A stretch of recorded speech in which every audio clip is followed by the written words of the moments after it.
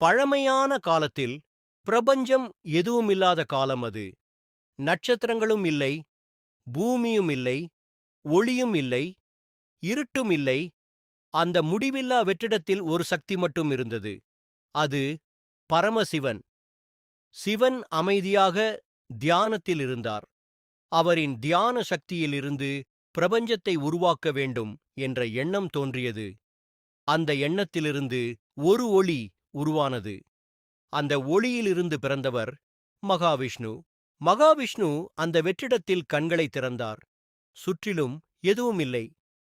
அவர் சிவனை பார்த்து கேட்டார், பிரபு, நான் யார்? இந்த பிரபஞ்சத்தில் என்ன செய்ய வேண்டும்?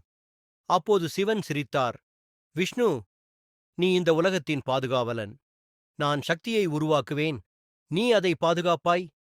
விஷ்ணு சம்மதித்தார். அவர் பரந்த பார்க்கடலில், பால் கடல், படுத்து யோக நித்திரையில் சென்றார். விஷ்ணு தியானத்தில் இருந்தபோது அவரின் நாபியில் இருந்து ஒரு தாமரை மலர் வெளிவந்தது. அந்த தாமரையின் மேல் ஒருவர் தோன்றினார். அவர்தான் பிரம்மா. பிரம்மா சுற்றி பார்த்தார். எதுவுமில்லை. அவர் தாமரை தண்டு வழியாக கீழே சென்று விஷ்ணுவை கண்டார். நான் யார் என்று பிரம்மா கேட்டார். விஷ்ணு சொன்னார், நீதான் படைப்பின் கடவுள். இந்த உலகத்தை உருவாக்குவது உன் கடமை. பிரம்மா தனது சக்தியால் உருவாக்க ஆரம்பித்தார். முதலில் வானம் உருவானது. பின்னர் நட்சத்திரங்கள், கோள்கள், பூமி, மலைகள், கடல்கள், பிரபஞ்சம் மெதுவாக உயிர் பெற்றது. ஆனால் இன்னும் ஒரு விஷயம் தேவைப்பட்டது. காலத்தை கட்டுப்படுத்தும் சக்தி. அதற்காக சிவன் மீண்டும் ஒரு பெரிய தியானம் செய்தார். சிவன் தனது மூன்றாவது கண் திறந்தார். அதில் இருந்து 9 ஒளிகள் வெளியே வந்தன. அந்த ஒளிகள்தான் நவகிரகங்கள். 1. சூரியன் முதல் ஒளி மிகவும் பிரகாசமானது. அது சூரியனானது. அவன் அனைத்து கோள்களுக்கும் ஒளி மற்றும் சக்தி கொடுத்தான். 2. சந்திரன். 2வது ஒளி மென்மையானது. அது சந்திரனானது. அவன் இரவுக்கு அழகையும் அமைதியையும் கொடுத்தான்.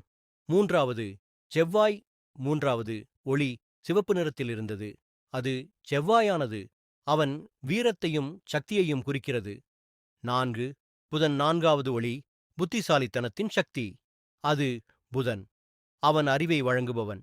5. குரு. 5வது ஒளி மிகப்பெரிய ஞானம். அது குரு பிரகஸ்பதி.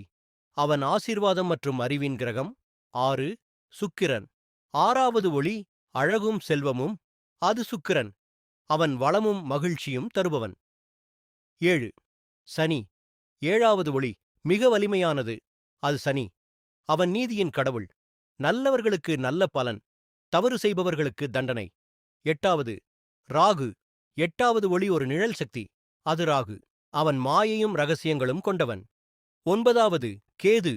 9வது ஒளி ஆன்மீக சக்தி. அது கேது. அவன் மனிதர்களை இறைவனை நோக்கி வழிநடத்துவான். சிவன் அவர்களை பார்த்து சொன்னார், நீங்கள் ஒவ்வொருவரும் மனிதர்களின் வாழ்க்கையை வழிநடத்த வேண்டும். சூரியன் ஒளி கொடுத்தான். சந்திரன் அமைதி கொடுத்தான். சனி நீதியை காத்தான். ராகு, கேது மனிதர்களின் கர்மத்தை சோதித்தனர். அப்பொழுது விஷ்ணு சொன்னார், எப்போது உலகத்தில் தீமை அதிகமாகும், நான் அவதாரம் எடுத்து அதை அழிப்பேன். அதனால்தான் விஷ்ணுராமன், கிருஷ்ணன், நரசிம்மர், வாமனர் போன்ற பல அவதாரங்களில் பிறந்தார். கதை முடிவில் சிவன் கூறினார், பிரபஞ்சம் ஒரு சமநிலை. படைப்பு, பிரம்மா பாதுகாப்பு, விஷ்ணு அழிவு, சிவன் இதை சமநிலையாக்குவது நவகிரகங்கள். இப்படிதான் விஷ்ணு, சிவன் மற்றும் நவகிரகங்களின் மூலம் இந்த பிரபஞ்சம் உருவானது. இந்த உலகம் இயங்கும் வரை அவர்கள் சக்தி என்றும் நம்முடன் இருக்கும்.